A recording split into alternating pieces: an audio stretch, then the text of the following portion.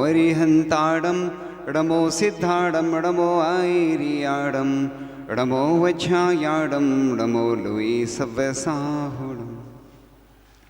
जहाँ पर देव दर्शन हो वहीं भव पार होता है, जहाँ मुनियों की वाणी हो वहीं उद्धार होता है।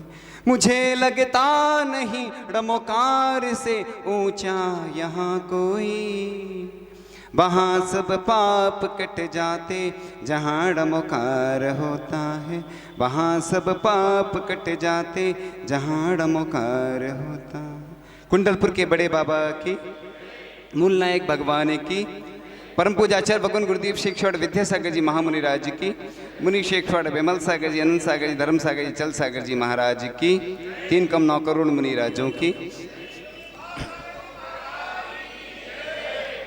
यह आज का पावन प्रसंग, सभी लोग उपस्थित हुए हैं और यहाँ पर पहले से ही आना जाना रहा है। और 1 जनवरी 2010 को यहाँ से बिहार हुआ था, उसके पूर्व में 2009 में आए थे और 2010 में बिहार हुआ था। नव वर्ष, लौकिक नव वर्ष। उसके पहले भी कई बार आना जाना होता रहा। पूज्य मुनि श्री समता सागर जी, प्रमाण सागर जी का जब चतुर्मास चल रहा था यहाँ पर, उस समय भी यहाँ पर आना हुआ था ब्रह्मचारी अवस्था में। तो चर्चा आज करते हैं कि हम अपने जीवन को कैसे उन्नत बनाएं। तो बट्टेकेर स्वामी जी ने एक बहुत अच्छी गाथा दी है, कदम चरे कदम चिट्ठे, कदम आसे कदम से, कदम भासे जय भुंजे जय, कदम पावना बजदी। यानी लाइफ मैनेजमेंट, यानी हम अपने जीवन को कैसे उच्च बनाएं, अपने जीवन को कैसे व्यवस्थित बनाएं, क्योंकि हम जीवन तो जी रहे हैं लेकिन जीवन जीने का एक तरीका होता है। आज कोर्स होते ना, MBA होता है, मैनेजमेंट ऑफ बिजनेस एडमिनिस्ट्रेशन। लोगों को सिखाया जाता है कि बिजनेस कैसे करना है। हर जगह इंजीनियर बनना है तो इंजीनियर का कोर्स बताया जाएगा, डॉक्टर बनना है तो डॉक्टर कैसे बनना है। लेकिन बस एक ही चीज़ है जो सिखाई नहीं जाती है कि हमें धर्म कैसे करना है, अपने जीवन को कैसे उन्नत बनाना है। अगर कोई पूजन करना नहीं जानता है तो बूढ़े बुजुर्ग क्या करेंगे, वो पूजन करने आएगा तो डांट और देंगे तो कल से वो आना बंद कर देगा। ये स्थिति है। चाहे हमारी पाठशाला हो, चाहे गौशाला हो, चाहे मंदिर हो, इधर भी एक वर्कशॉप होना चाहिए, एक ऐसी सीखने की एक ऐसी प्रक्रिया होना चाहिए कि हमारे जो युवा हैं जो सीखना चाहते हैं उनको सिखाना चाहिए बड़े प्यार से। जैसे बहू आती नहीं, उसको नहीं मालूम कि हमें कैसे क्या करना, तो उसको धीरे धीरे सिखाया जाता, तो भाई बहू पुरानी हो जाती है 1 साल बाद और बस धीरे धीरे सीख जाती है। स्कूल में भी जब कक्षाएं प्रारंभ होती हैं, आज तो ऑनलाइन कक्षाएं चल रही हैं, ऑनलाइन में वो सिखाया नहीं जाता उतना, और ऑनलाइन में बच्चे भी उतने अच्छे ढंग से नहीं पढ़ पाते। लेकिन इसीलिए तो स्कूल रखा गया है, इसीलिए मंदिर रखे गए हैं कि व्यक्ति घर में किल किल से परेशान हो जाता है, परिवार वालों से परेशान हो जाता है, घर में सुख शांति नहीं मिलती, मंदिर आता है और मंदिर में भी वही मिलता है। तो फिर लोग यही कहते हैं, हमारे पास पूरे देश भर से लोग आते हैं, यही कहते हैं कि महाराज जी जब हम मंदिर इसलिए नहीं जाते हैं कि मंदिर में जाओ तो इधर उधर की बात है। तो ये बात तो सही है, लेकिन हम बोलते नहीं, देखो मंदिर इसीलिए बनाए जाते हैं कि सबके मंदिर होते हैं, सबके लिए अधिकार होता है कि भैया मंदिर में जाके हम पूजन करें, अभिषेक करें, शांति धारा करें। वर्तमान में ऐसी स्थिति आ गई कि लोग चाहते हुए नहीं कर पा रहे थे, ऐसी कुछ मजबूरियां आ गई थी, लेकिन अब वह मजबूरी नहीं है। संसार सागर से पार होना है तो बहुत कुछ आवश्यकता होती है कि हम अपने जीवन को कैसे उन्नत बनाएं। तो जब मूलाचार्य में बट्टेकेर स्वामी से शिष्य ने प्रश्न किया गुरु महाराज से कि मैं कैसे चलूं, कैसे उठूं, कैसे बैठूं कि जिससे पाप का बंध ना हो, तो गुरु महाराज ने बड़ी सरलता से उत्तर दिया कि जदम चरे जदम चिट्ठे जदम आसे जदम से जदम भासे जब भुंजे एवं पावना वजदी। यानी ऐसे चले कि जिससे इस ये पहली गाथा में जो प्रश्न किया गया कि कैसे चलें, तो इसमें बताया गया है कि यत्न पूर्वक चलें, यत्न पूर्वक क्रियाएं करें। तो पाप का बंध नहीं होगा। तो पाप का प्रक्षालन करने के लिए, पुण्य को बढ़ाने के लिए ही ये मंदिर बनाए जाते हैं। अगर लोग सप्त व्यसन में लिप्त हो जाएंगे, अन्य कार्यों में लिप्त हो जाएंगे, पाप के कार्यों में लिप्त हो जाएंगे, तो पुण्य नहीं बढ़ पाएगा। हमने भी अपने जीवन में बहुत सारे आप लोगों जैसे ही ऐसे कार्य किए, लेकिन जब ज्ञान हुआ कि नहीं, अपने आप को बदलना है, अपने जीवन को बदलना है, तो बदलाव की ओर जब अपना कदम बढ़ता है तो बदलाव आता है। व्यक्ति, जैन दर्शन ही एक पूरे विश्व में एक धर्म ऐसा है, जैन दर्शन एक ऐसा दर्शन है कि जहां अंजन चोर से भी निरंजन बन गए। यानी अपने जैन दर्शन में एक खास विशेषता है कि कोई भी बुरा नहीं होता है। बुरे बना देते हैं लोग, बुरा कोई होता नहीं, सब अच्छे होते हैं। लोग कहते हैं हम जहां भी जाते हैं यहाँ की समाज बुरी, वहाँ की समाज बुरी है। अरे घर में भी पूरा घर हो सकता है अच्छा नहीं हो, किसी का परिवार अच्छा होता है, किसी का घर अच्छा होता है, कुछ लोग अपन उनको नहीं देखें। हम देखते हैं जब भी ब्याह होता है तो सबसे ज्यादा कौन होता है? युवा आगे होते हैं। जब भी आहार की बात आती है तो युवा आगे होते हैं, क्योंकि युवाओं में शक्ति होती है। युवा शक्ति पूरे विश्व में सबसे ज्यादा है। युवा शक्ति जहां भी कदम बढ़ा लेती है, जहां सहयोग करने लगती है, तो हम देखते हैं वहां अच्छे से अच्छे कार्य हो जाते हैं। एक पेड़ डला था रास्ते में और बहुत बड़ा पेड़ था, एक छोटा सा बच्चा उसको हिलाने का प्रयास कर रहा था, कोशिश कर रहा था, लेकिन वह हिल नहीं रहा था। कार से लोग निकलते जा रहे थे, कुछ एक व्यक्ति ने सोचा कि चलो ये छोटा सा बच्चा मदद कर रहा है इस पेड़ के लिए कि थोड़ा हट जाए, अपन भी करते हैं। तो इस छोटे बच्चे को देखकर और भी लोग आ गए। ऐसे करते करते बहुत सारे लोग इकट्ठे हो गए और पेड़ हट गया। यानी जब मिलकर काम करते हैं, आचार्य जी हमेशा बोलते हैं कलौ एकता बलम, कली काल में एकता ही बल है। यानी बंद मुट्ठी लाख की और खुल गई तो खाक की, नहीं तो राख की। तो कुल्हाड़ी को यदि लकड़ी का दस्ता ना मिलता तो लकड़ी को कटने का रास्ता ना मिलता। समाज सब मिलके ही समाज बनती है, कोई एक व्यक्ति की समाज नहीं होती है। जब मिलकर हम सब कार्य करते हैं तो कली काल में एकता ही बल है। और आचार्य भगवान एक ऐसे विरले संत हैं जिन्हें पूरे देश की चिंता होती है। उनके अंदर इतनी पीड़ा होती है कि लोगों को पूर्ण आयु कैसे मिले। अभी वर्तमान में ऐसी स्थितियां चल रही थी, तो आचार्य भगवान ने उपदेश दिया, आशीर्वाद दिया कि सभी को एक काढ़ा दिया जाए जिसके माध्यम से लोग पीड़ित ना हो, चिकित्सा मिले। तो पूर्ण आयु भाग्योदय के नाम के माध्यम से आचार्य जी ने पूरे विश्व की भैयावृत्ति की आचार्य भगवान ने। अब लोग सोच रहे होंगे कि अरे आचार्य जी ने विश्व की कहां से की? भावना से ही तीर्थंकर प्रकृति का बंध होता है। तीर्थंकर कैसे बनते हैं? तो इन्हीं भावना से, 16 कारण भावनाएं होती, उसमें एक भैयावृत्ति भी होती है। तो ऐसे भगवान जिनको शिक्षा की चिंता है, जिनको चिकित्सा की चिंता है, पूरे विश्व में एक बिरले संत जिसको पूरे विश्व की चिंता है, लेकिन उनकी चिंता किसी को नहीं रहती। लेकिन हम लोग उनके शिष्य हैं। जब भी हम लोग बात करते हैं, जब भी चर्चा होती है, तो उन्हीं के गुणगान गाते हैं। इसलिए नहीं गाते हैं कि उन्होंने हमारे लिए दीक्षा दी। दीक्षा देने से सब कुछ नहीं होता कि हमें उन्होंने दीक्षा दे दी इसलिए हम उनके शिष्य, इसलिए उनके गुणगान गा रहे हैं। वाकई में वो ऐसे संत हैं। आपने तो करीब 2 माह लाभ लिया है, बहुत आपने करीब से देखा होगा उनको, उनकी चर्या देखी होगी। लेकिन हम तो लगभग 20 वर्ष से उनको देख रहे हैं, करीब से देखा है बड़े। और आचार्य भगवान की जो भावना होती है बड़ी उत्कृष्ट होती है। इसलिए आचार्य भगवान की भावना हमेशा होती है कि जन जन को मंदिर का लाभ मिले, चिकित्सा का लाभ मिले, शिक्षा का लाभ मिले, ऐसी उनकी भावना, करुणा उनके अंदर होती है। और अभी वह विहार कर रहे हैं। आपको मालूम होगा कि उनके अंदर उतनी क्षमता नहीं है विहार करने की, लेकिन वह अपनी क्षमता को इकट्ठा करके पूरी ताकत से जो अपनी जो शक्तियां हैं, भीतरी शक्ति, आत्मा में अनंत शक्ति होती है, उस शक्ति के बल पर वह चल रहे हैं। शरीर में उनकी शक्ति नहीं है, लेकिन आत्मा में जो शक्ति होती है अनंत, उसको इकट्ठा करके उस शरीर का जो पावर होता है, आत्मबल होता है, उसके बल पर वह विहार कर रहे हैं। अब और बात करेंगे आगे कि लाइफ मैनेजमेंट क्या कहलाता है, यानी अपने जीवन को कैसे व्यवस्थित करना है। तो दान, भोग और नाश लिखा है, या तो दान करो या भोग करो, या तो नाश तो होना ही है। इसलिए धन की 3 गति लिखी हैं।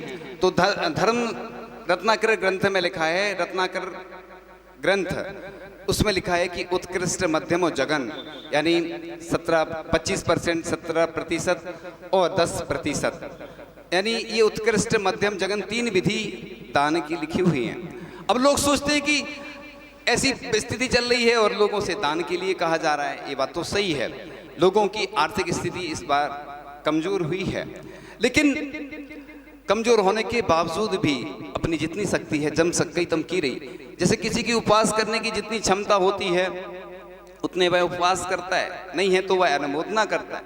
इसी प्रकार से अभी बंदा जी की ओर कदम बढ़ रहे हैं चातुर्मास के लिए, और उधर तीर्थ क्षेत्र बनना है। और अभी भैया बता रहे थे कि रजत तीर्थ क्षेत्र, जब इसके पहले हम यहीं से बंदा जी गए थे तो उधर अजितनाथ भगवान 1000 वर्ष प्राचीन प्रतिमा है, उसके दर्शन जब आचार्य भगवान ने किए तो आचार्य जी ने कहा था कि कुंडलपुर के बाद, बड़े बाबा के बाद सबसे ज्यादा अगर मुझे किसी प्रतिमा ने आकर्षित किया है, यह बोलती प्रतिमा है, वह है अजितनाथ भगवान की। लोग कहते हैं कि आज अतिशय चमत्कार नहीं होते, अतिशय चमत्कार तो श्रद्धा से होते हैं। एक भजन है बहुत सुंदर सा, अरिहंतों की प्रतिमाओं का ध्यान धरो भाई, कोई भी ना करे जिसे वो काम करो भाई, भोगों की चाहत में राहत किसको यहाँ मिली, बगिया में वह कली कौन सी रहती सदा खिली, मानव जिसमें धसता जाता जीवन वह खाई, कोई भी ना करे जिसे वो काम करो भाई, सांसों की चाबी से चलता तेरा देह खिलौना, बच्चों सा यह खेल सदा ही तुझको लगा सलोना, समय मिलाना आत्म ध्यान का अब मृत्यु आई। देखो वर्तमान में कितने लोग हमारे बीच से चले गए, हमारे अपने थे वो चले गए, किसी का कोई भरोसा नहीं, कर लो सो काम भज लो सो राम। इसलिए ये नहीं सोचना कल कर लेंगे। ऐसे कई लोग हमसे कहते थे, महाराज जी हमेशा एक व्यक्ति का उदाहरण देते। एक व्यक्ति था, अभिषेक करने के लिए कलश बने थे स्वर्ण, तो उससे कहा कि 1 कलश दे दो, वो कह रहे नहीं 2 देंगे। भावना बन गई, 4 कलश दिए, लेकिन स्वर्ण कलश बन के भी आ गए, उसने देख भी लिए, अभिषेक नहीं कर पाया। तो महाराज जी हमेशा उदाहरण देते हैं कि देखो मृत्यु का कोई भरोसा नहीं कि वो व्यक्ति अभिषेक तो नहीं कर पाया, लेकिन स्वर्गों में जाकर अभिषेक कर रहा होगा वह व्यक्ति, क्योंकि पुण्य बंद तो हो ही जाता है। इसलिए ऐसा नहीं सोचना कि कल करेंगे हम। जीवन में हमेशा जब भी ऐसे अवसर आते हैं और जो अवसर पर चूक जाता है वह पछताता है। वहां पर अष्टानी का पर्व में सिद्ध चक्र विधान की भूमिका उधर के लोगों ने बनाई है, क्योंकि तीर्थ क्षेत्र पर एक अलग ही पुण्य का महोत्सव होता है।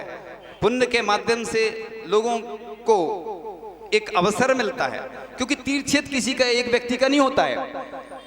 वैसे तो प्रत्येक प्रतिमा दिगंबर जैन, प्रतिमा दिगंबर जैन मंदिर सभी के होते हैं। अपन क्या बोलते हैं, नारे लगाते हैं कि जैन धर्म किसका है, जो माने सो उसका है, और इधर बात दूसरी होती है फिर। लेकिन एक बार आचार्य श्री बिहार कर रहे थे और नारे लगा रहे थे, हम छत्तीसगढ़ की बात थी, आचार्य जी के साथ चल रहे थे, महावीर की वाणी को घर घर में पहुंचाएंगे, आंधी हो तूफान हो यूं ही बढ़ते जाएंगे। तो आचार्य जी धीरे से बोलते हैं कि जब आंधी तूफान आता तो सब भग जाते हैं। तो ये स्थिति अपनी है। हमें पंचम काल के अंत तक इस धर्म को ले जाना है। कैसे ले जाएंगे? तो युवा ही ले जाएंगे। ऐसा नहीं कह रहे कि वृद्ध या पुरुष वर्ग हमसे उसकी कोई बुराई है, ये युवा वर्ग ही आगे चलकर। पूज्य प्रमाण सागर जी महाराज एक बात कहा करते हैं, गुणायतन में जो ट्रस्टी बनते हैं वो छोटे बच्चों को बनाते हैं। वो कहते हैं कि जो छोटा बच्चा ट्रस्टी बनेगा उसको गौरव का अनुभव होगा कि मेरे पिताजी मुझे ट्रस्टी बना गए थे, तो वो आगे तक उसको गौरव का अनुभव, वो जुड़ा रहेगा, भावनाएं जुड़ी रहेंगी। तो ऐसे ही युवाओं को जोड़ना है, बच्चों को जोड़ना है, बच्चों को अच्छे संस्कार देना है। अब बात चल रही थी कि जब भी हम बात आती है अरहंतों की प्रतिमाओं का जो गुणगान कर रहे थे, सांसों की चाबी से चलता तेरा देह खिलौना, बच्चों सा यह खेल सदा ही तुझको लगा सलोना, समय मिलाना आत्म ध्यान का अब मृत्यु आई, कोई भी ना करे जिसे वो काम करो भाई। तन अपना जब धोखा देता क्यों पर को चाहे, पंछी मर जाता पिंजरे में उड़ना ना चाहे। अपने को पहचाने यहाँ और सबसे मांग विदाई, कोई भी ना करे जिसे वो काम करो भाई। यदि तू चाहे नहीं डूबना इस भव सागर में, अरिहंतों को नहीं भूलना घर में बाहर में। इसी नाम का रटना से तू प्रीत लगा भाई, कोई भी ना करे जिसे वो काम करो भाई। अरिहंत परमेष्ठी ही हमारे सच्चे साथी हैं, उनको ही अपना पार्टनर बनाना है, बाकी तो सब धोखा देने वाले हैं। कब कौन धोखा दे जाए, परिवार के समाज के कोई भरोसा नहीं, इसलिए अरिहंत ही अपने हैं, बाकी तो सपने। हम बोलते हैं फरिश्तों से रिश्ता रखोगे, वही अपने हैं। रिश्तेदार तो कभी भी धोखा दे जाते, कौन धोखा दे जाए कोई भरोसा नहीं। पार्टनर धोखा दे जाता, रिश्तेदार धोखा दे जाते, पड़ोसी धोखा दे जाता, परिवार के लोग धोखा दे जाते, लेकिन भगवान कभी धोखा नहीं देते, उनको अपना बनाना। इसलिए भगवान की जो प्रतिमा विराजमान करता है उससे अपना संबंध जुड़ जाता है। हमेशा के लिए हम एक बार शांति धारा करते हैं, उसमें नाम आता है कि नहीं आता। ऐसी भगवान के ऊपर जब प्रशस्ति लिखी जाती है तो समझ लेना कि भगवान से हमारा संबंध हो गया, संबंध जुड़ जाता है भगवान से। तो भगवान के माध्यम से हम जब जुड़े रहते हैं तो हमारे बहुत से कार्यों में जो विघ्न आते हैं वह दूर होते हैं। तो सफलता आत्मविश्वास से मिलती है। सफलता के लिए धैर्य भी जरूरी है। लोग जब असफलता आती है तो डर जाते हैं, हताश हो जाते हैं, कई लोग सुसाइड कर लेते हैं, कई और ऐसे कार्य कर लेते हैं। इसलिए हताश होने की जरूरत नहीं है, डरने की जरूरत नहीं है। इसलिए जिस चीज़ का जज्बा होता है ना, अगर आप दिल पे चाह लें तो उसके लिए पूरी दुनिया झुक जाती है। जिद्दी होना पड़ता है, जिद करो दुनिया बदलो, जीत हो या हार हमेशा रहो तैयार। इसलिए बड़े लक्ष्य तय करें तो सफलता जरूर मिलती है। आचार्य भगवान ने भी जब बड़े बाबा को विराजमान होना था, आचार्य जी ने कई वर्षों से भावना सजोई थी कि हम वेदिका बनवाएंगे और बड़े बाबा को विराजमान करवाएंगे। आचार्य भगवान का सपना साकार हुआ और बड़े बाबा कुंडलपुर में जब लोग कह रहे थे कैसे होगा, वो तो कहानी लंबी है, अभी चूंकि संक्षेप में बताएंगे, शॉर्ट एंड स्वीट। तो सबको मालूम है कि कैसे आचार्य जी ने युद्ध जीता। एक युद्ध जीत नहीं है, वो एक युद्ध था, धर्म युद्ध था। इसी प्रकार से जिद्दी होना पड़ता है, बड़े लक्ष्य तय करना पड़ते हैं। एक बहुत अच्छे महान व्यक्तित्व हुए हैं, देश के महान व्यक्तित्व हुए हैं, उन्होंने बहुत अच्छी बात कही है, मन हार कर मैदान नहीं जीत सकते और मैदान जीतकर मन को नहीं जीता जा सकता। बहुत अच्छी बात उनकी अच्छी लगती है पंक्तियां। तो जीवन में मिले घावों को अपनी बुद्धिमानी में बदलें। कमजोर तब रुकते हैं जब थक जाते हैं और विजेता तब रुकते हैं जब वो जीत जाते हैं। इसलिए मंजिल पर ही रुकना, हमको हो कितनी भी दूर, लंबी राह नहीं कर सकती हमें कभी मजबूर। तो इसलिए युवाओं को आगे आना होगा। अभी भैया बोल रहे थे, बात तो सही है। ये पंक्तियां मैं हमेशा बोलता हूं। अस्त हो रहे ज्ञान सूर्य ने, सोचा था एक दिन की शाम, मेरे ढल जाने के बाद कौन करेगा मेरा काम। यानी अस्त हो रहे ज्ञान सूर्य ने, ज्ञान पूज्य ज्ञान सागर जी महाराज ने सोचा था मेरे ढल जाने के बाद कौन करेगा काम। तभी एक वेद्याधर आया, यानी आचार्य भगवान आए और आज उन्होंने पूरे जिन शासन की प्रभावना पूरे देश में, आज देखो, आज हमें गौरव का अनुभव होता है जब अजैन लोग आचार्य श्री के गुणगान करते हैं। आपको पत्थर का किस्सा मालूम होगा और भी कई ऐसे संस्मरण अभी ज़्यादा नहीं विस्तार करेंगे, ज़्यादा नहीं सुनाएंगे, आपको मालूम है, पूरा देश जानता है, पूरी दुनिया जानती है। जब हम कहीं जाते हैं और आचार्य भगवान का नाम लेते हैं तो तुरंत ऐसे सब काम हो जाते हैं कि लगता है कि भगवान की कृपा, जिन शासन की प्रभावना आज उन्हीं के द्वारा है।